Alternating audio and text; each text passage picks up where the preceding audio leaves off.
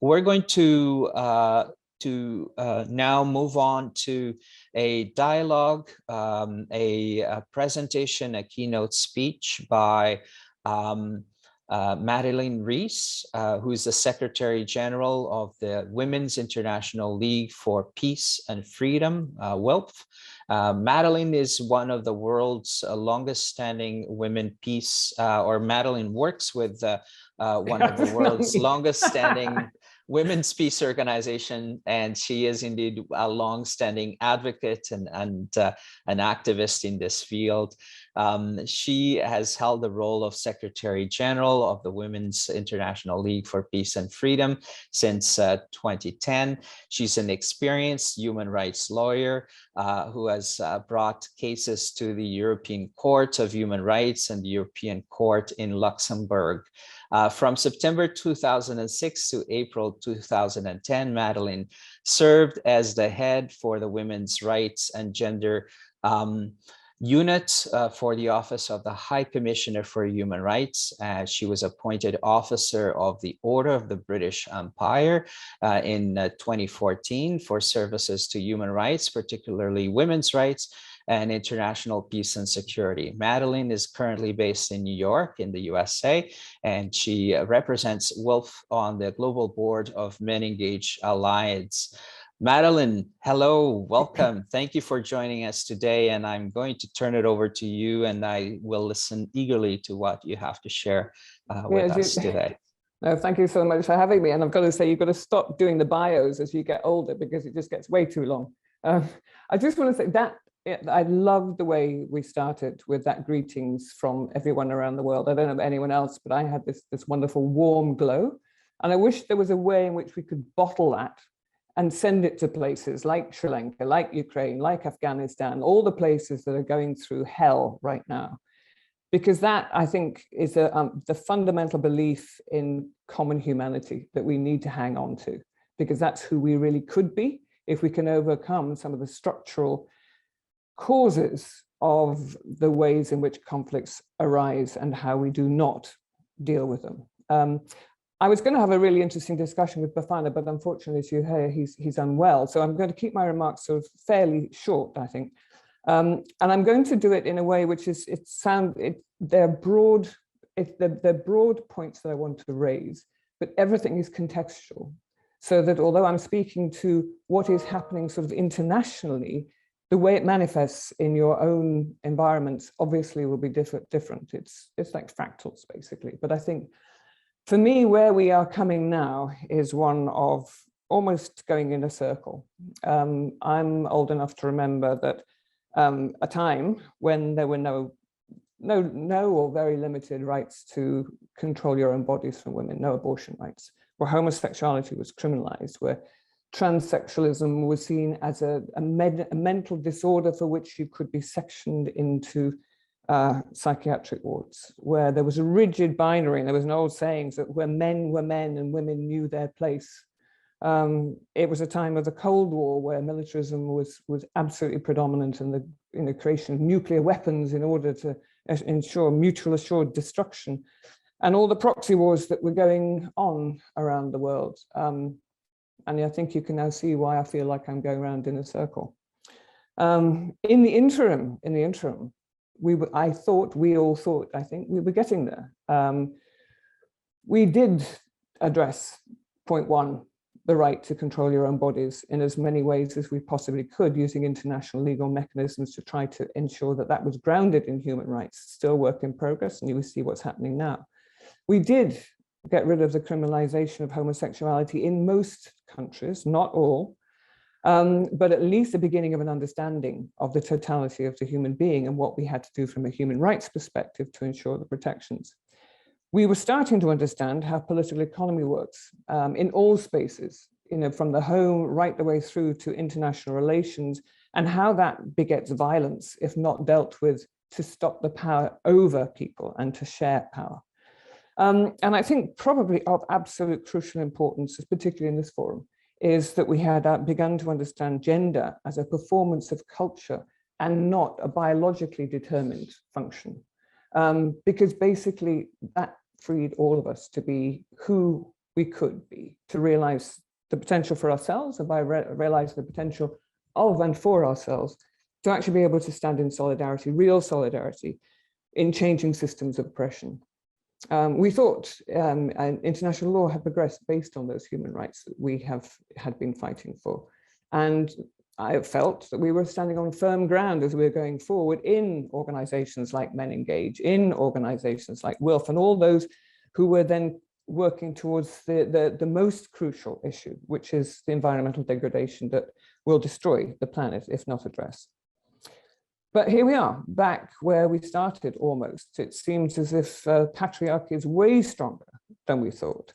And it requires gender to be binary, so as to, in order, or at least to ensure the co-option of women into a system, the co-option of LGBTQ into a system, which can then continue with oppression of those who they seek to exploit.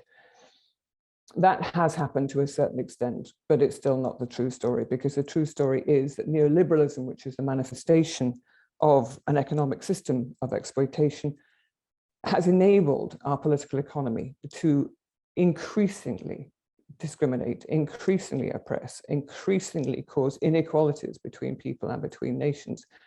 And as a result, that hand in hand with militarism, for which the profits are just enormous. And there's a wonderful piece by Dan Ellsberg, the him of the Pentagon Papers, who shows that essentially the profits of the arms companies are now higher and peaked in the last 5 years. This is that they're making more money now than they ever have done. And as a result, those who benefit from that, as you can imagine who they would be, have a vested interest in continuing a system which is exploitative. In between all of this, we had COVID, which has been also show the fault lines we have between the rich nations and those who've been colonized, those who can afford or are ensured protection against those who are refused. And then within countries, that incredible difference of treatment, access, everything else, which is class, race, and gender-based. And we've seen the consequences of that in so many different spaces. Then we had the COVID pandemic has also, I think, deepened fault lines, because it showed exactly where the main caring role still comes from. So whilst in this forum, we have people who are working so hard to try to change that, the default position during COVID was that women were the carers, and that women left their jobs, and that women did not re-enter the workforce in the numbers that was necessary. As a result, we're increasing or deepening this political economy, which is highly gendered and therefore detrimental to ending the system of patriarchy. And then on top of that, we had Afghanistan. And Afghanistan, ultimate manifestation of male hegemony, male violence over women. And as you see what is happening now, as it goes off the front pages, because now we have the other one, which is Ukraine, which for me has epitomized just how the system works. Because we had in Ukraine a decade of neoliberalism, which deepened fault lines again on gendered lines, with women losing their positions in civil service, in education, et cetera, increased by the ongoing conflict that had been in Donbass since 2014. So there was a militarization process with a neoliberalization process, and now we have a narrative of conflict, where there's no space to talk about peace, where there's no space to talk about men who do not want to serve. There's no space to talk about Russian conscripts. There's no space to talk about what is actually happening as a result of conflict in Ukraine itself, which is, in fact, the feminists who were peacemakers, the LGBTIQ who were fighting for rights within Ukraine are now blamed. They are the ones who fermented a disintegration of family values, and that has in turn led to the weakening of Ukraine being able to defend itself. That's not the whole picture. Of course, it's not the whole picture. It's way more complicated than that, but this is a consequence of it, as we have to go back to our fault lines of a masculinity which is prepared to do violence, despite the fact there's 35,000 women serving on the front lines, and a system which is requiring increased militarization and increased expenditure on military in order to be able to sustain so-called security. So we have the same problem raising its head everywhere, which is a false narrative of what is needed in this world, whether it be increased, look at Germany, for example, increased expenditure on weapons. They're going to do 100 billion increase in militarization. And that would be at the expense of what? We've got Swedish Development Corporation having to, no, so we've got governments that are usually so supportive of the work we're trying to do, having to cut budgets because they've got to deal with the consequences of the Ukrainian conflict, and this can not go well. So what have we learned from all this? I think we have learned that we are right, but we also know that we are not strong enough nor big enough. And perhaps maybe we're a little bit naive, thinking we'd reach the hallowed ground of cooperation and working together to make sure that, you know, our common humanity would be able to bring down patriarchy. We need a narrative shift. I mean, that to me is the most basic of all of the things that we can do here. The people in this forum all believe in the same thing. We are not the majority. We could be the majority, but we have forces against us which are way more intransigent than I think we had believed. Maybe we were naive. I still think it's entirely possible. It's entirely possible because there are forums like this with people from all over the world engaging to make that difference. So our task really is not to give up, walk away, absolutely not, because I think maybe this is our fault line. Maybe this time is the one we need to be able to capture a narrative, to push it in the direction which says, this got us, what your structures have done, what your patriarchal systems have done, has put us in a place where we are about to kill the planet. That is the stark choice that we're facing now. And if we get enough people to actually recognize that, we pull the different strands together, the environmentalists, the progressives, the women's rights, the feminists, all of us, to be working towards the same common goal by understanding the intersectionality between a political economy that is capitalist, a political economy which relies on militarism and exploitation. That we understand. What we need to be able to do is to how do we break that narrative and turn it into one where we can have a sustainable future going forward. We know the strands, we know the arguments. Now what we have to do is bring more and more people into that with a narrative which will actually make a difference. So on that note, there's work to be done. So I will be quiet now and see how far we can start pushing that, at least in this forum today, and where we take it from there. Thank you, everyone. Thank you so much, Madeleine, and thank you for those important reminders. You started off with reminding us that we've come a long way in terms of rights, in terms of changes, yet we feel it seems like those changes are rolling back with the current emergence of militarization, of backlash, of repressive systems and institutions. And so thank you for that call to action for us to continue to do the kind of work that we do, for us to come together in solidarity and advocacy, and for us to join with diverse social movements, because for too long, we've been going at this in silos, and it's time that that our social justice movements join efforts, and that we find common ground more so than ever, and stand in solidarity and advocate together. So my question to you is, a lot of us are on working along different areas of intervention. Some of us are working at higher levels of advocacy, working with government, with the UN system. Some of us are working on the front lines of changing behaviors and minds and hearts. So how do we do this work in a way that's effective? Of course, in advocacy, we need to continue to work with our local governments and push for change. And so how do we bridge that divide between systemic advocacy towards systemic change and changing the hearts and minds of everyday people, those that we're working with on the ground? Because this needs to be both a bottom-up approach and a change of systems and institutions as well. So how do you can you share some words of guidance, of advice in terms of how do we bridge that divide? Simple question, Humberto. Thank you. Two things. One, I think is if we're honest, the default position, which is caused by any sort of external threat, whether it be from a pandemic or whether it be or from violence, is a reversal into perceptions of a masculinity which is prepared to do violence. And that's a default position, even amongst the really good guys. I've heard so many people, even those who work on gender justice, talking about the need to win in Ukraine on the battlefield. And if I could, I would go, because it's that default, got to do it. Even though we all know nothing is ever won on a battlefield and everything is always lost, everything. It's just about territory and honor, and that's not exactly what we should be thinking about. So I think overcoming that default position is one of the most difficult ones we look at. It's retrospective looking, it's not looking forward.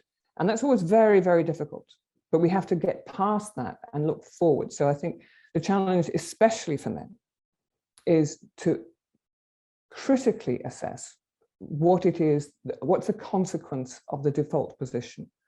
So that's one. The other one is to push back against those who are really trying to destroy gender ideology, because they're pushing us back into the binary.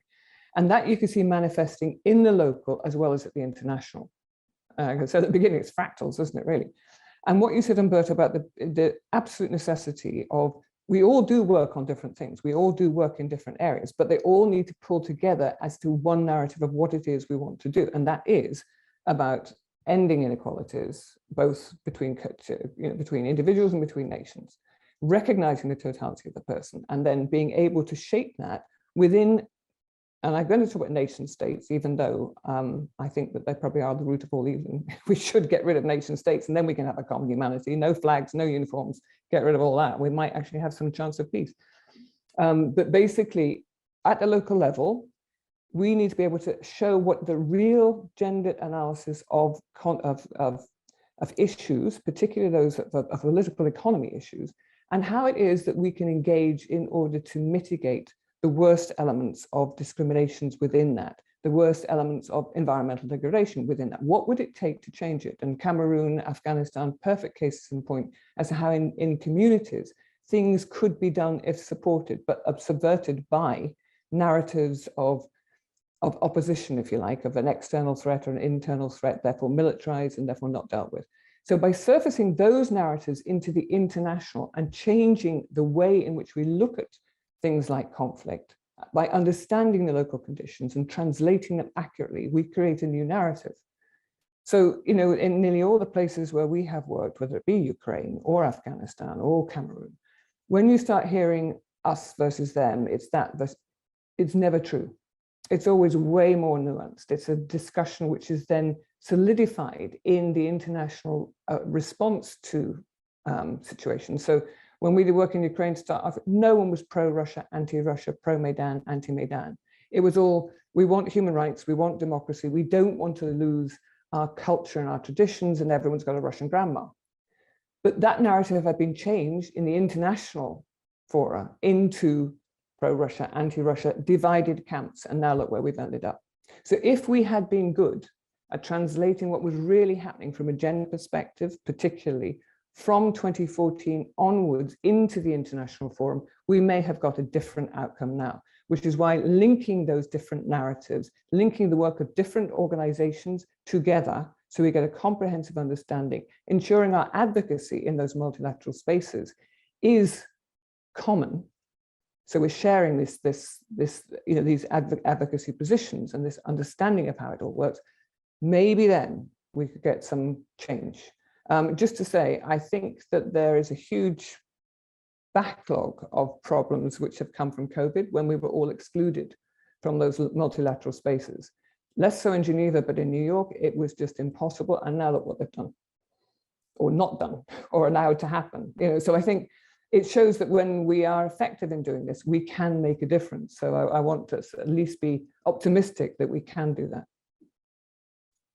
Thank you so much, Madeleine. You've shared a really strong call to action to us, which I think is very appealing. In the end, it's about finding common ground. It's about working together and shedding our silos and joining efforts and bringing our analysis from the ground up to our dialogues at the international stage, and advocating together for change, for continued change, and to work against the backlash that currently is so strong in so many parts of the world, and using a united voice and united conviction that together we can create change, and we can advance our respective movements, which are unified, need to be unified, that climate justice is gender justice,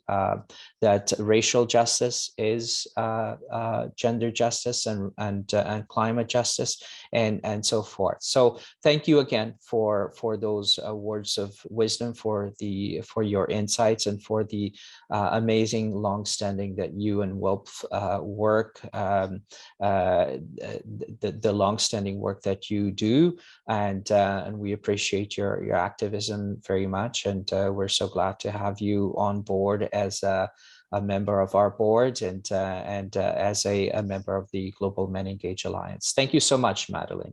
Thank you. But can I just add one more thing, because I think this is important. When I said about default positions, this is where our personal relationships come in. This is where we need to support each other in not falling for it again and again and again. And that's especially true for all the men on this call. You know, we need you to help everyone through difficult moments by looking forward. And I think that's a huge role that MenEngage can play. Thanks. Absolutely. Thank you. And that's what we're here for. And we want to be agents of change together with activists and social justice activists such as yourself. So we stand at the ready to be part of that change, and to be part of that movement. Thank you so much again for that call to action.